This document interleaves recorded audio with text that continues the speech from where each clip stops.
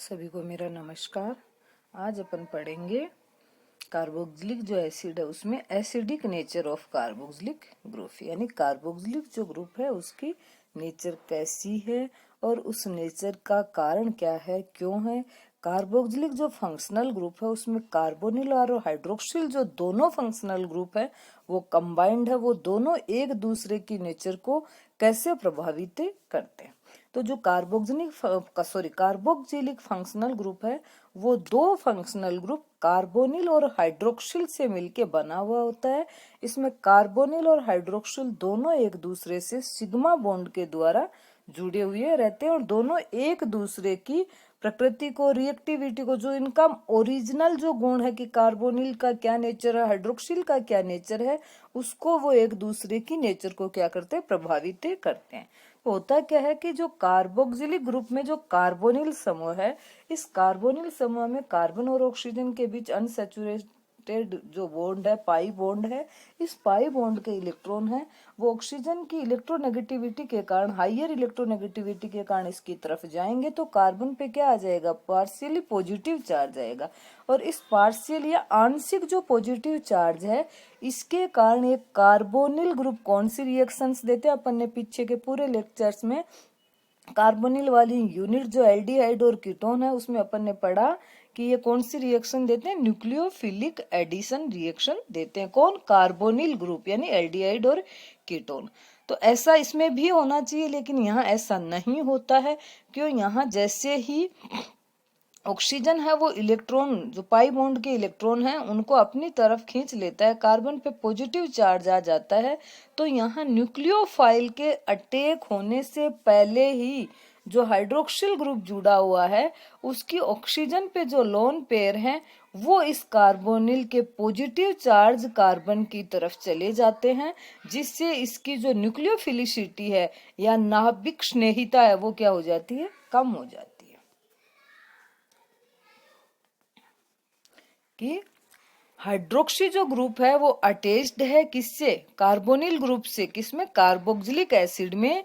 तो इसके कारण जो इसकी ऑक्सीजन के ऊपर उपस्थित नॉन बॉन्डिंग इलेक्ट्रॉन है वो पार्टिसिपेट करते हैं रेजोनेंस में, जिसके कारण यहाँ पे जो पॉजिटिव चार्ज है वो क्या हो जाता है, कम हो जाता है। जैसे ही ये इलेक्ट्रॉन गए ऑक्सीजन की तरफ, कार्बन पे पॉजिटिव चार्ज आया, उस पॉजिटिव चार्ज को हाइड्रोक्सिल ग्रुप की ऑक्सीजन पे प्रेजेंट लोन पेयर के द्वारा क्या कर दिया जाता है, कम कर दिया जाता है, उदासीन कर दिया जाता है, जिसके कारण कार्बोक्सिलिक ग्रुप के कार्बन पे पॉजिटिव चार्ज नहीं होता है और ये न्यूक्लियोफिलिक एडिशन रिएक्शन नहीं देता है।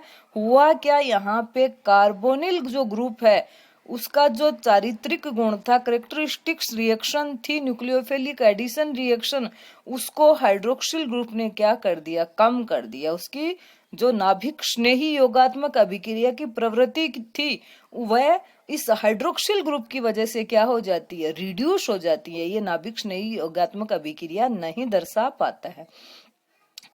तो but OH group is attached with acid due to this non-bonding electron of oxygen atom participate in resonance and demolize generated positive charge on carbonyl group. So the addition of nucleophile does not take place. Reactivity of carbonyl group decreases due to hydroxyl group. यहाँ क्या हुआ, दोनों जो functional group हैं जो carboxylic acid में combined हुए हैं वो दोनों एक दूसरे की नेचर को प्रभावित करते हैं। तो यहाँ सबसे पहले हाइड्रोक्सिल ग्रुप का आपने प्रभाव देखा कि हाइड्रोक्सिल ग्रुप के कारण कार्बोनिल ग्रुप की जो नाभिक स्नेही योगात्मक अभिक्रिया की जो प्रवृत्ति है वो क्या हो जाती है, रिड्यूस हो जाती है, डिक्रीज हो जाती है, कम हो जाती है। दूसरी तरफ हाइड्रोक्सिल जो ग्रुप है उसकी नेचर कैसी होती है, एसिडिक होती है। इसमें O और ऑक्सीजन और हाइड्रोजन के बीच सिग्मा बॉन्ड है, यहाँ से ये H+ निकलता है और ऑक्सीजन पे क्या होता है, नेगेटिव चार्ज आ जाता है। और ऑक्सीजन की इलेक्ट्रोनेगेटिविटी अधिक होने के कारण ये इलेक्ट्रॉन खींच लेगा बॉन्ड के और हाइड्रोजन H+ के रूप में निकल जाएगा। और H+ जब ये देगा तो ये इसकी नेचर कैसी होगी, एसिडिक होगी। अब इस एसिडिक नेचर के ऊपर कार्बोनिल ग्रुप है वो क्या प्रभाव डालता है, वो इस एसिडिक नेचर को बढ़ाता है या घटाता है। अगर यहाँ पे जो ऑक्सीजन पे नेगेटिव चार्ज डेंसिटी आई है उस चार्ज डेंसिटी को कार्बोनिल ग्रुप अगर डीलोकेलाइज कर देता है, कम कर देता है, वो अपनी तरफ खींच लेता है इलेक्ट्रॉन को, तो ऑक्सीजन क्या करेगा, फिर दोबारा किससे इलेक्ट्रॉन लेने की ट्राई करेगा, हाइड्रोजन से, और उसकी एसिडिक नेचर क्या होगी, बढ़ेगी। इसके विपरीत यदि कार्बोनिल ग्रुप है वो ऑक्सीजन पे आए हुए नेगेटिव चार्ज को डीलोकेलाइज नहीं करता है, इस नेगेटिव चार्ज डेंसिटी में कमी नहीं लाता है, बदले में बढ़ाता है, तो वो इसकी एसिडिक नेचर को क्या कर देता है, कम करता है। लेकिन होता क्या है कि जैसे ही ऑक्सीजन इलेक्ट्रॉन ले लेता है हाइड्रोजन के और H+ के रूप में जब ये निकल जाता है, तो कार्बोनिल जो ग्रुप है वो इस ऑक्सीजन के इलेक्ट्रॉन को क्या करता है कि ऑक्सीजन, कार्बोनिल वाली ऑक्सीजन इलेक्ट्रॉन इधर खींचेगी पाई बॉन्ड के, कार्बन पे पॉजिटिव चार्ज आएगा तो ये नेगेटिव चार्ज ऑक्सीजन के इलेक्ट्रॉन को अपनी तरफ खींचेगा। यानी यहाँ पे जो नेगेटिव चार्ज आया इसको डीलोकेलाइज, विस्थानीकृत कर देगा, एक जगह पे स्थिर नहीं रहने देगा, और इस कार्बोक्सिलिक जो ग्रुप में कार्बोनिल ग्रुप है वो हाइड्रोक्सिल समूह की एसिडिक नेचर को क्या करता है, इंक्रीज करता है। यहाँ पे कार्बोनिल ग्रुप है वो हाइड्रोक्सिल ग्रुप की जो नेचर है, एसिडिक नेचर, उसको बढ़ाता है, जबकि हाइड्रोक्सिल ग्रुप है वो कार्बोनिल ग्रुप की नेचर न्यूक्लियोफिलिक एडिशन रिएक्शन, नाभिक स्नेही योगात्मक अभिक्रिया की प्रवृत्ति को क्या कर देता है, कम कर देता है। तो on the other hand reactivity of hydroxyl group है वो increases due to carbonyl group. Generally in alcohol OH group is present attached to alkyl group and so weakly acidic nature. की एल्किल में क्या होता है कि एल्कोहल में OH है वो डायरेक्ट किसी एल्किल ग्रुप से जुड़ा हुआ होता है, जिसके कारण इसकी एसिडिक नेचर क्या होती है, वीक होती है। जबकि कार्बोक्सिलिक में इस एल्किल और हाइड्रोक्सिल दोनों के बीच में कार्बोनिल आ जाता है, जो कि हाइड्रोक्सिल समूह की एसिडिक नेचर को क्या करता है, बढ़ाता है।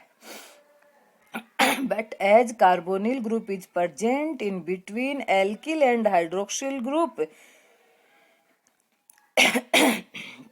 और acidic nature increases, this can explain on the basis of resonance. ये सब किसकी वजह से होता है, रेजोनेंस की वजह से ही होता है। इसकी वजह से ही अपन इसको समझा सकते हैं कि रेजोनेंस के कारण ही कार्बोनिल ग्रुप पे जैसे ही पॉजिटिव चार्ज आता है, उसको हाइड्रोक्सिल ग्रुप के लोन पेयर के ऑक्सीजन के ऊपर प्रेजेंट जो लोन पेयर है वो कार्बन की तरफ क्या हो जाते हैं, अट्रैक्ट हो जाते हैं, जिससे कार्बन की पॉजिटिव चार्ज डेंसिटी कम हो जाती है। दूसरी तरफ जब ये एसिडिक नेचर दर्शाता है तो H+ निकलने के बाद जो ऑक्सीजन पे आए हुआ जो इलेक्ट्रॉन नेगेटिव चार्ज है वो कार्बोनिल के कार्बन पे जब पॉजिटिव चार्ज होता है उसके द्वारा क्या कर दिया जाता है, कम कर दिया जाता है। यानी रेजोनेंस के द्वारा, अनुनाद के द्वारा ही इन दोनों फंक्शनल ग्रुप की एक दूसरे के ऊपर क्या प्रभाव पड़ता है उसको समझा सकते हैं।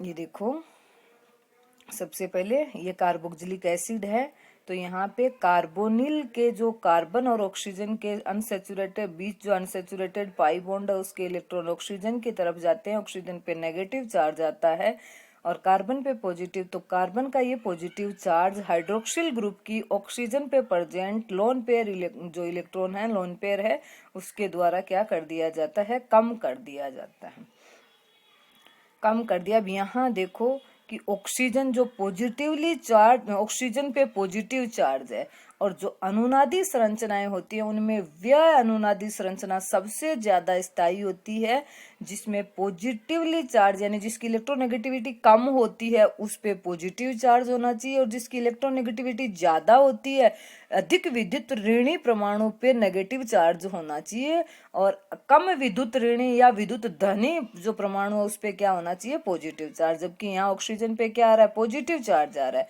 दूसरी जो रेजोनेटिंग स्ट्रक्चर है,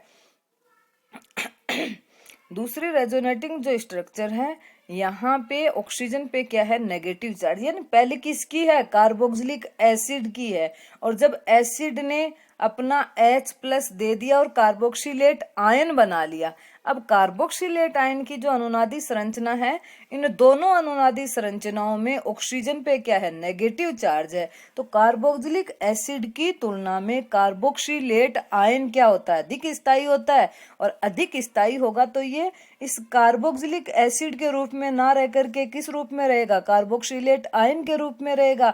और आयन के रूप में रहेगा तो ये क्या देगा, H+ देगा। और H+ देगा तो कौन सी प्रवृत्ति दिखाएगा, एसिडिक अम्लीय प्रवृत्ति ये दिखाएगा। और कार्बोक्सिलेट जो आयन है वो अति स्थायी होता है और उसका कारण है अनुनादी, इसकी जो दो अनुनादी संरचनाएं हैं वो दोनों बिल्कुल एक जैसी हैं। दोनों में ही ऑक्सीजन, अपन इसको डिफाइन नहीं कर सकते कि कौन सी ऑक्सीजन पे नेगेटिव चार्ज है, दोनों ही सेम है। यहाँ कार्बन और ऑक्सीजन के बीच जो बॉन्ड ऑर्डर है वो कितना है, 1.5।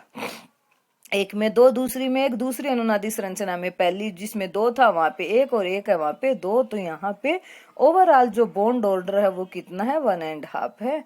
और ये रेजोनेटिंग हाइब्रिड है, लास्ट वाला जो दिखाया गया है, जिसमें दोनों ऑक्सीजन पे नेगेटिव चार्ज, डेल नेगेटिव चार्ज दिखा दिया और कार्बन और ऑक्सीजन के बीच एक मोटी लाइन है बॉन्ड और दूसरी क्या है, डोटेड है। इसका मतलब एक कंप्लीट बॉन्ड है और दूसरा पार्शियल बॉन्ड है। तो ये आदि ऐसे मतलब 50% जो अनुनादी संरचनाएं हैं उनमें सिंगल में के रूप में रहेगा और 50 में डबल के रूप में रहेगा। ये क्या कहलाता है, रेजोनेटिंग हाइब्रिड कहलाता है। Due to the effective resonance, carboxylate anion is more stable than carboxylic acid की। कार्बोक्सिलिक एसिड की तुलना में कार्बोक्सिलेट एनाइन है वो अधिक स्थायी होता है, इसीलिए carboxylic acid has tendency to release proton easily. In other word carboxylic acid has acidic nature. तो आज अपन ने पढ़ा कि कार्बोक्सिलिक जो एसिड है उस कार्बोक्सिलिक एसिड में कार्बोनिल ग्रुप हाइड्रोक्सिल ग्रुप को कैसे प्रभावित करता है, हाइड्रोक्सिल ग्रुप कार्बोनिल ग्रुप को कैसे प्रभावित करता है। और ओवरऑल कार्बोक्सिलिक जो एसिड है उसकी नेचर है वो एसिडिक होती है और एसिडिक होने पे ये H+ देकर के कार्बोक्सिलेट आयन बनाता है या कार्बोक्सिलिक एनाइन बनाता है। तो ये जो कार्बोक्सिलेट एनाइन है वो कार्बोक्सिलिक एसिड की तुलना में अधिक स्थायी होता है और इसको अपन रेजोनेंस के द्वारा समझा सकते हैं। आगे पढ़ेंगे effect of substituent on acidity कि जो कार्बोक्सिलिक एसिड है उसकी एसिडिटी पे, अम्लीयता पे प्रतिस्थापियों का क्या प्रभाव पड़ता है। Thank you.